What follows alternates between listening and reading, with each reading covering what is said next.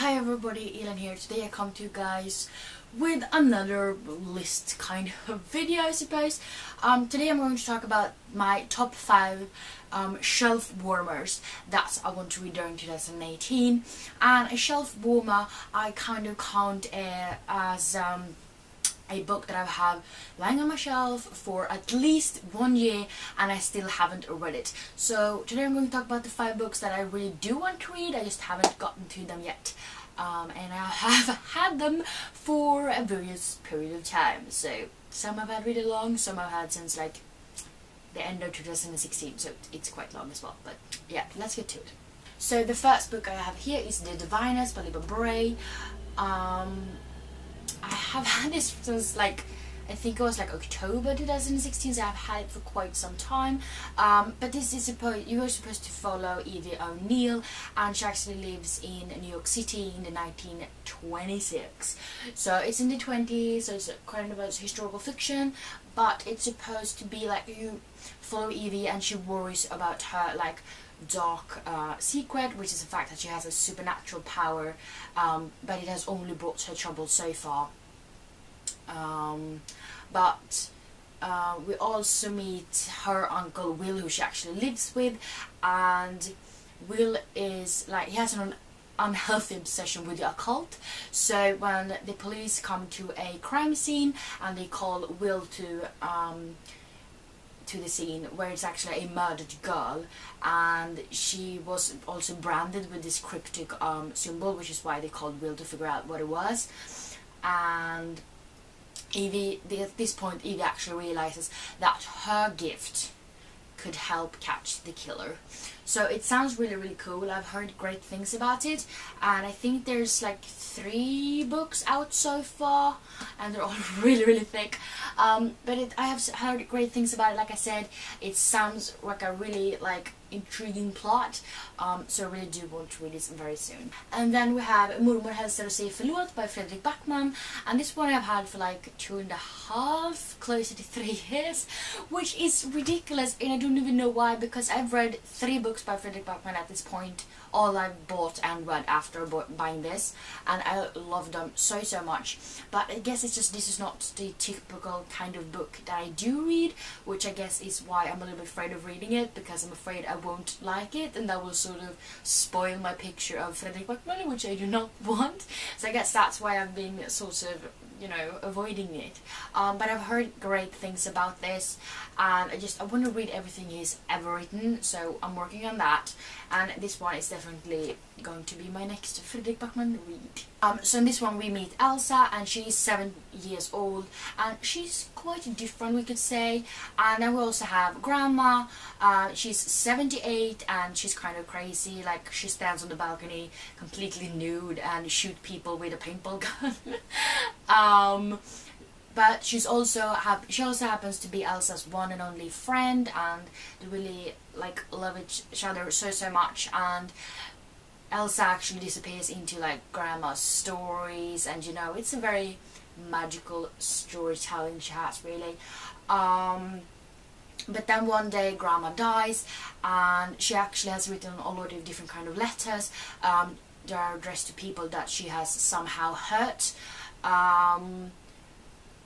And that actually is a start of a big adventure, and it leads Elsa to like drunks, monsters, dangerous dogs, and also like old women. But I've heard really great things about it, and I mean, Fredrik Backman is a really great writer, so I do have high hopes for this, even though I'm a little bit afraid of not liking it. But I really do think I will like it though, so I think it's fine. Then we have An Amber in the Ashes by Sabata here. This one I made a lot of purchases in the end of 2016, so I think that was from then as well. There are like, I think it's 2 books out in the series. Maybe the 3rd has come. No, the 3rd is coming this year, but I don't think it's out yet. But I've heard really great things about this. It's supposed to be kind of political, I suppose, and it sounds so cool, and everybody seems to love this series, and I feel a little bit behind, you know, because I haven't read it yet. As usual, I'm always behind on, you know, the hype. In this one we meet Layla, and she is a slave, and we also meet Elias, and he is a soldier, and none of those two characters are actually, you know, free. And this, like, the martial empire is the one that rules this place, and if you oppose them, you're met by death, pretty much. And Leia and her family do not challenge the empire because they know what happens if you do. Because Leia's brother actually got arrested for treason, and she is forced to make a decision, and that is to, in exchange for help from rebels who promised to rescue her brother, she'll have to risk her life to spy for them within the Empire's greatest military academy. And at this place, Leia meets Elias, the other main character, who happens to be one of the school's finest soldiers, and secretly, and Elias and Leia soon realizes that their destinies are entwined, and their choices will change the fate of the Empire itself. So, like I said, I've heard great things about this, which is actually true for all of the books in this video, but I really do look forward to it, and it's like so much space between the lines and everything, so I feel it will be a quick read, even though it's kind of big. But yeah, I really do look forward to this one, and this might be the first of these books that I pick up. Actually, I'm really excited for it, so hopefully I will be able to do it very soon. And then we have Aristotle and Dante Discover the Secrets of the Universe. That's a long title, and that is written by Benjamin Ellery Science, if that's how you pronounce it, I don't know. But as if you can see here on the cover, it has won a shitload of prizes. So we have a Michael Prince Award or something like that, Stonewall Book Award, Pura Belpre Award, and Lambda Literary Award winner. So it's won a lot of prizes, so that's promising. I have heard some talk about it, and they were positive, and it also a lot of, like, seems to be a lot of conversations and stuff, which makes it hopefully a quick read as well. But this one we meet Dante. In this one we meet Dante and Ari, and they're really each other's opposites. What one of them can, the other one cannot, and vice versa. And but against all odds, when Ari and Dante meet, they develop a special bond that will teach them the most important truths of their lives and help define the people they want to be. So it's like a great friendship that grows forward, and as far as I understand, it's supposed to be a, you know, more than a friendship between these two guy characters.